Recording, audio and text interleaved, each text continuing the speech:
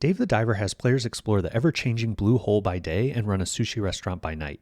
This charming game is brought to life in a 2D adventure by Mint Rocket Games, a division of the South Korean publisher Nexon, known for a handful of games, namely the popular MapleStory.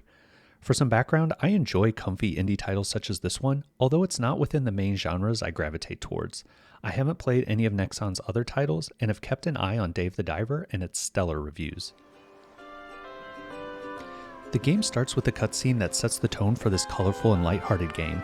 The visual storytelling is excellent, and cutscenes like this are littered throughout the game. The music is nice too, with a lo-fi vibe that doesn't stand out but plays comfortably in the background. Straight away you are put into the action, and I was surprised at how fast the game's pace is. You are quickly back and forth between exploring the sea and managing the sushi restaurant, and the game wastes no time introducing systems. Within the first hour you are diving, which involves exploring a procedurally generated sea, using your harpoon to catch fish, gun to kill aggressive fish, collecting items, and managing your oxygen and depth. Running the restaurant, where you can set the decor, build the menu, hire and train staff, and then run a dinner service where you're pouring drinks, delivering food, cleaning, and restocking ingredients. You gain access to a cell phone, which contains a number of features like upgrading your diving gear, crafting and upgrading weapons, checking quest logs, collectibles, and the like, and then going on quests which pop up quite frequently whenever you start a dive or restaurant shift that have you complete specific tasks or collect certain items. Whew. The second hour continued this pace and felt like it didn't give any of the systems enough time to breathe or become accustomed to. Instead, it layers on more, and it feels like too many too soon. I expected a chill, more relaxed experience, but instead found it to be a little stressful to keep track of all the things the game wants you to be aware of, and after a while I found myself not paying too close attention to any of them. The actual gameplay, however, is solid, and I could tell the developers put a lot of time into ensuring the core gameplay loop, from swimming to catching fish to setting the dinner menu to running a dinner service, feels tight and good. There is no voice acting, but the sound effects are punchy and enjoyable. Quick note on difficulty, while the game isn't hard, I wouldn't say it's new gamer friendly either, and expects you to know common gameplay mechanics and to be able to pick things up quickly.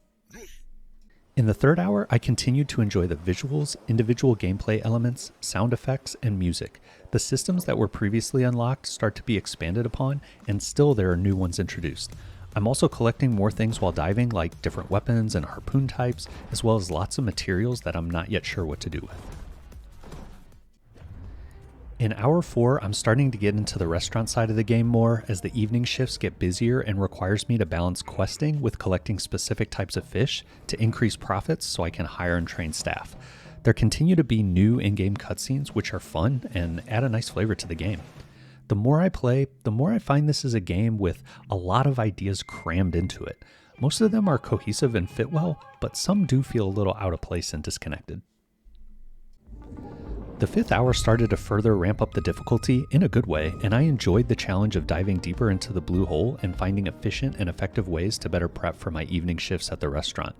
Still more systems are introduced, and I realized that there are many systems, but they're all quite basic and don't require much engagement.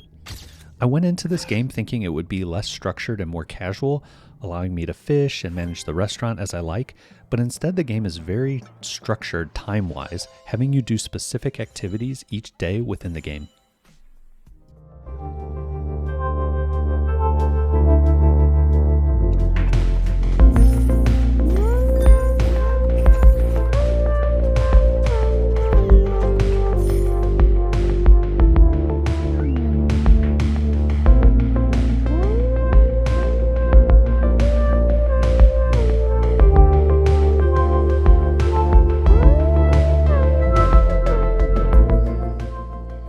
I picked up this game fully expecting to be hooked. Every trailer, piece of gameplay, and article I consumed showed this amazingly fun and portable game, and while it absolutely is that, I'm not quite hooked. For me, it comes down to not being able to go at my own pace as much as I'd like, and for a game about diving deep, it feels shallow overall.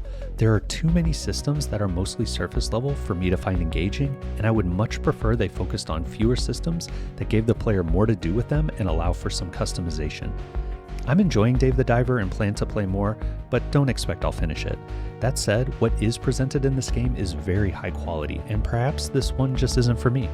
But Mint Rocket Games is definitely on my radar now, and I look forward to see what they do next.